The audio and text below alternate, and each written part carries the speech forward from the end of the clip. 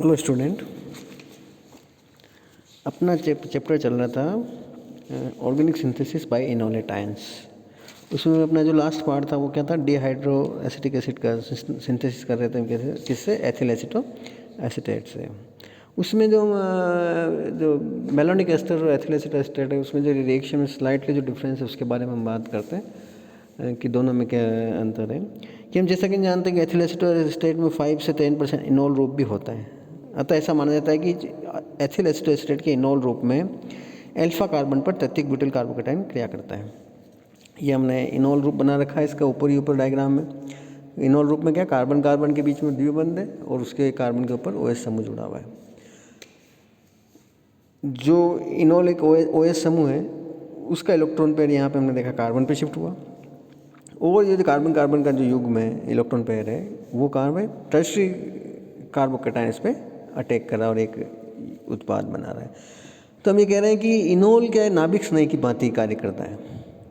अम्लीय अथवा उदासीन परिस्थितियों में अल्कलीकरण अभिक्रिया में इनोल हमेशा नाभिक स्नेही के रूप में भाग लेता है। चूँकि डाई एथिल मेलोनेट के साथ इनोल रूप नहीं होता है, अतः यह इस क्रियाविधि से क्रिया नहीं कर सकता जिसमें इनोल नाभिक स्नेही के रूप में भाग लेता है।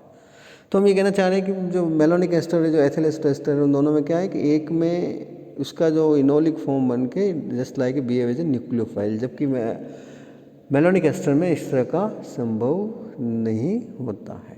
अब हम बात करें एथिल एस्टर के सिंथेसिस के बारे में। तो एथिल एस्टर के जो सिंथेसिस है वो हम किससे करते हैं, क्लेजन कंडेंसेशन से। ये क्लेजन कंडेंसेशन रिएक्शन है जिसके द्वारा इसका किया जाता है। क्या है इसको हम समझते हैं। एथिल एसीटेट के दो अणु सोडियम इथोक्साइड और एथेनॉल की उपस्थिति में संघनित होकर एथिल एसीटेट बनाते हैं।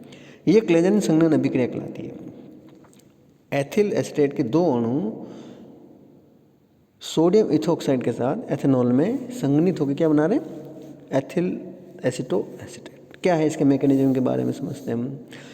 इस संघनन अभिक्रिया के अंतर्गत कई कार्बोक्सिलिक अम्ल एस्टर और अल्फा हाइड्रोजन युक्त एस्टर एक कीटोन अथवा नाइट्राइल के मध्य संघनन से क्रमशः एक बीटा कीटोएस्टर कीटोन अथवा नाइट्राइल उत्पाद के रूप में प्राप्त होते हैं। सामान्यतः इन अभिक्रियाओं में एस्टर एथिल एसीटेट को एथेनॉल विलयन में सोडियम इथोक्साइड के साथ अभिकृत कराया जाता है, जिसमें प्राप्त एथिल एसीटेट के सोडियम लवण को ठंडे में अम्लीकृत करने से उत्पाद एस्टर एथिल एस्टर बनता है। क्षार के रूप में सोडियम इथोक्साइड के स्थान पर हम दूसरे क्षार जैसे सोडियम हाइड्राइड अथवा सोडियम ट्राइफेनिल मेथाइड का उपयोग भी कर सकते हैं। एल्डोल संघनन के समान ही क्लेजन संघनन में भी क्षार द्वारा अम्लीय हाइड्रोजन हटाने से प्राप्त कार्बेनायन का एस्टर के कार्बोनिल कार्बन पर आक्रमण होता है। इथोक्साइड आयन से निष्कासित होने से उत्पाद एस्टर प्राप्त होता है। अब उसका मैकेनिज्म ये हमने नीचे लिखा हुआ, जो इक्वेशन लिखी हुई एथिल एसीटेट है, ये बेस है इथोक्साइड आयन, जो जिस कार्बन पर जुड़ा हुआ प्रोटॉन अम्लीकृत है उसको हम इसने बाहर निकाला। क्या बनाया इसने, कार्बन आयन। ये कार्बन आयन एनाइलेट आयन के साथ अनुनादी संरचना प्राप्त बनाकर स्थायित्व को प्राप्त करता है। फिर ये कार्बन आयन एथिल एसीटेट का जो कार्बोनिल समूह है उसके ऊपर अटैक कर रहा है, क्योंकि कार्बोनिल समूह में यहाँ क्या पोलराइजेशन हो जाता है। पोलराइजेशन की वजह से ऑक्सीजन पे नेगेटिव चार्ज आ जाता है पार्शियल और कार्बन पे पॉजिटिव। तो ये कार्बन आयन किस पे अटैक कर रहा है, इस कार्बोनिल कार्बन पे। इसका नेगेटिव हमने डायरेक्शन बताई रखी एरो से। ये जो नेगेटिव चार्ज बता रहा कार्बन आयन का, वो उसने इस कार्बन पे, कार्बोनिल कार्बन पे, और इसका जो डबल बॉन्ड और कार्बन ऑक्सीजन के बीच में वो पोलराइज ऑक्सीजन के ऊपर नेगेटिव चार्ज आ गया। फिर हमने इसको क्या, इक्विलिब्रियम में अभिक्रिया हो रही है।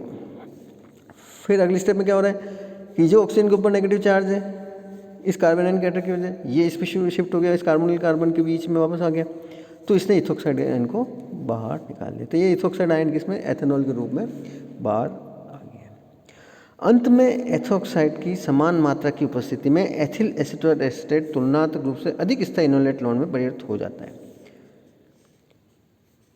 क्या है, इनोलेट आयन में परिवर्तित हो जाता है अधिक, अंत में इथोक्साइड की समान मात्रा की उपस्थिति में। सोडियम इथोक्साइड है, वही एथिल एसीटेट का जो एक्टिव मेथिलीन समूह है CH2 समूह, उसका इसने प्रोटॉन बाहर निकाल लिया, एक्टिव मेथिलीन समूह से निकाल लिया, C2H5OH बनाया, और ये कार्बन आयन है और ये इनोलेट आयन है। तो ये इनोलेट आयन किस रूप में, लवण के रूप में ज़्यादा स्थायी सॉल्ट बना रहा है। क्यों बना रहा है, इसके बारे में हमने नीचे ऊर्जा का आरेख बना रखा है। अभिक्रिया निर्देशांक और एनर्जी के बीच में हमने आरेख बना रखा है।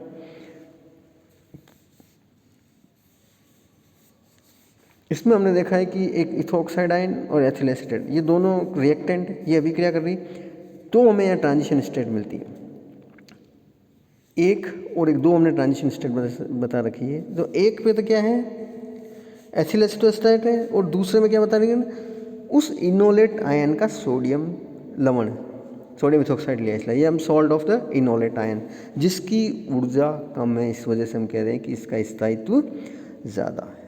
इस वजह से हम क्या कह रहे हैं कि कोई किस में कन्वर्ट हो जाता है, इथोक्साइड की समान मात्रा की उपस्थिति में एथिल एसीटोएसिटेट किस में कन्वर्ट हो जाएगा, तुलनात्मक रूप से अधिक स्थायी इनोलेट लवण में परिवर्तित हो जाता है। इसका हम कार्य रिएक्शन कोऑर्डिनेट्स इस डायग्राम, एनर्जी डायग्राम्स के आधार पर इसकी बताते हैं। अब अगली बात करते हैं हम एथिल एसीटोएस्टेट की कीटो इनोल चलायता, keto enol tautomerism of ethyl acetone क्या होती है। वे संरचना समूह जो उनके परमाणुओं की सापेक्ष स्थिति, रिलेटिव पोजीशन में भिन्नता रखते हों और एक दूसरे में के साथ तीव्र साम्य में हो, चलाए वही कहलाते हैं, एक दूसरे में कन्वर्ट हो रहे हो और इक्विलिब्रियम में हो, फास्ट। इन चलायकों का एक दूसरे में परिवर्तन एक रासायनिक अभिक्रिया है जिसमें सिग्मा बंध बनते हैं और टूटते हैं। इस तीव्र अंतर परिवर्तन के लिए आवश्यक बल चलायतों की अम्लता से मिलता है। कीटो इनोल युग्म चलायतों में अंतर परिवर्तन अम्ल और क्षार उत्प्रेरित हो सकता है। इसकी क्रियाविधि नीचे ये एसिड कैटालाइज्ड और बेस कैटालाइज्ड भी हो सकता है, नेचुरल भी होता है और एसिड। अब हमने इसका मैकेनिज्म दोनों बता रखा है कि कैसे ऐसा हो रहा है। जैसे पहले बात करें हम अम्ल उत्प्रेरित अंतर परिवर्तन, एसिड कैटालाइज चेंज कैसे हो रहा है। इसमें पहले कार्बोनिल समूह का प्रोटोनीकरण होता है। जो एथिल एसीटेट है उसका जो कार्बोनिल ग्रुप है उसका क्या होगा, इस अम्ल से प्रोटोनेशन होता है। हमने यहाँ पे H3O लिया, यानी कि हम जो प्रोटोन है वो H2O के साथ इस तरह से हाइड्रोनियम आयन के रूप में रहता है। फिर इसका प्रोटोनेशन हो गया, फर्स्ट स्टेप फास्ट है। फिर H2O ने वापस इसका H रिमूव कर लिया क्योंकि प्रोटोनेशन हो गया, तो इसने वापस, तो वो स्लो हो गया, तो इसमें क्या, किस में कन्वर्ट हो गया, इनोल फॉर्म में। और इस तरह से इसी तरह से हम बात करें क्षार उत्प्रेरित अंतर परिवर्तन में, इसमें पहले क्षार द्वारा अल्फा हाइड्रोजन परमाणु बाहर निकलता है। जो अल्फा हाइड्रोजन परमाणु है इन एथिल एसीटेट में, उसको क्षार प्रोटॉन बाहर निकाल देता है, जिसको हमने एरो से बता रखा है। कार्बन आयन और इनोलेट आयन बनता है। एक कार्बन आयन है, ये स्टेप स्लो है। फिर H2O से वापस का प्रोटॉन एक्सेप्ट कौन कर लेता है, ये इनोलेट आयन, और क्या बना देता है, इनोल।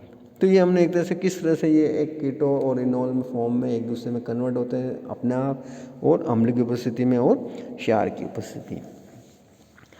अधिकांश संश्लेषणों में उत्पाद संभावित इनोल रूप के स्थान पर कीटो रूप ही बनता है। इसको उपरोक्त तीव्र अंतर परिवर्तन क्रियाविधि द्वारा समझा जा सकता है, क्योंकि कीटो ग्रुप की तुलना में इनोल ग्रुप का स्थायित्व कम होता है। उदाहरण के लिए जल में साइक्लोहेक्सेनॉन और एसीटोन की इनोल ग्रुप में मात्रा केवल 5 से 10 ppm होती है। यानी कि साइक्लोहेक्सेनॉन और एसीटोन की बात करें तो इनमें इनोल फॉर्म की मात्रा केवल 5 to 10 ppm होती है। लेकिन जब अगर हम एथिल एसीटेट की बात करें तो ऐसा नहीं होगा।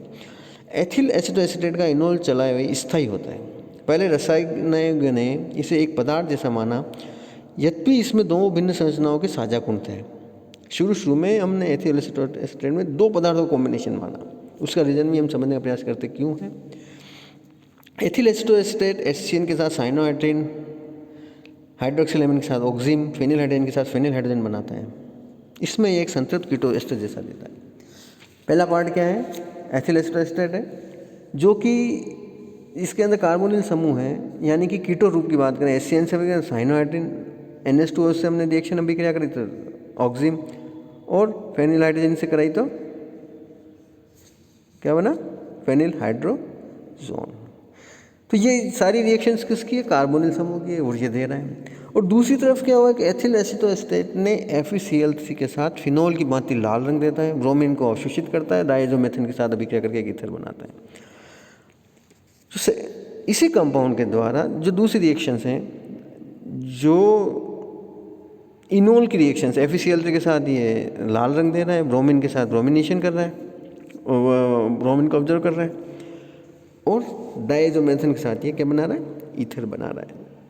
तो दो अलग अलग तरह की रिएक्शंस दी, एक ने कीटो ग्रुप की दी, एक में इनोल। तो ये माना गया शुरू में कि ये कंपाउंड दो कंपाउंड का मिक्सचर है। इसके अनुसार ये लास्ट की 3 रिएक्शन की बात करें, इसके अनुसार इसमें OH होना चाहिए। एथिल एसीटोएट के ऐसे व्यवहार को समझाने के लिए ये माना गया कि एथिल एसीटोएस्टेट दो पदार्थ सब्सटेंस, 2 डिफरेंट सब्सटेंस कीटो रूप और इनोल रूप का साम्य मिश्रण है, जिसको हमने दर्शा रखा है कीटो रूप और इनोल रूप। कीटो रूप में क्या, कार्बन डबल बॉन्ड O है और CH2 समूह और एक CH3 समूह, जबकि इनोल में कार्बन कार्बन के बीच में डी बॉन्ड है और एक कार्बन उस जहाँ ऑक्सीजन यहाँ कीटो रूप में थी वहाँ OH समूह के रूप में जुड़ी है। इन दोनों का वास्तव में पृथक किया गया। शुद्ध कीटो रूप गलनांक -39 डिग्री सेंटीग्रेड को हल्के पेट्रोलियम से -80 डिग्री सेंटीग्रेड पर क्रिस्टल किया जा सकता है और इनोल रूप द्रव को हल्के पेट्रोलियम में घुले हुए एथिल एसीटोएट के सोडियम लवण को -80 डिग्री सेंटीग्रेड HCl की परिकलित मात्रा से थोड़ी कम मात्रा डालकर विघटित करके प्राप्त किया जा सकता है। ये दोनों भिन्न रूप निम्न ताप पर स्थायी होते हैं तथा अम्ल और क्षार की अनुपस्थिति में कई दिनों तक परिरक्षित रखा जा सकता है। यानी कि हम दोनों कंपाउंड को कीटो फॉर्म एथिल एसीटोएस्टेट से कीटो फॉर्म और इनोल फॉर्म को अलग अलग करके रख सकते हैं लंबे टाइम तक, यानी कि इसके अंदर दोनों ही पदार्थ विद्यमान हैं। मेयर द्वारा कीटो और इनोल रूप को शुद्ध रूप से प्राप्त करने की एक और विधि सामान्य विधि दी गई। मेयर ने क्वार्ट्ज से बने हुए आसवन फ्लास्क में साम्य मिश्रण लिया, क्योंकि ग्लास उनके अंतर परिवर्तन में उत्प्रेरक प्रभाव डालता है। इस आसवन में इनोल के अधिक वाष्पित होने के कारण इसको पृथक कर लिया गया।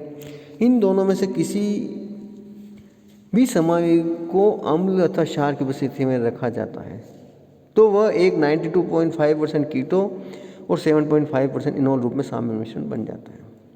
अगर अम्ल और क्षार की उपस्थिति में हम रखेंगे तो इनका जो इक्विलिब्रियम रेशियो है 92.5% कीटो 7.5 इनोल रूप में बन जाता है। अतः व्यापारिक रूप से उपलब्ध एसीटोएस्टेट कीटो और इनोल रूप का साम्य मिश्रण होता है।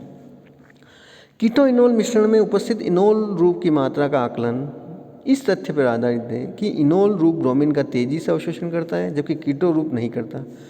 अतः जब कीटो इनोल साम्य मिश्रण को ब्रोमीन के साथ अनुमापन किया जाता है तो अंतिम बिंदु जब ब्रोमीन का रंग शीघ्रता से नहीं उड़ता हो पर पूरा इनोल रूप ब्रोमो यौगिक में परिवर्तन हो जाता है। इस अल्फा ब्रोमो यौगिक को आयोडीन डालकर अपचयित किया जाता है और निकली हुई आयोडीन को थायोसल्फेट से अनुमापित किया जाता है।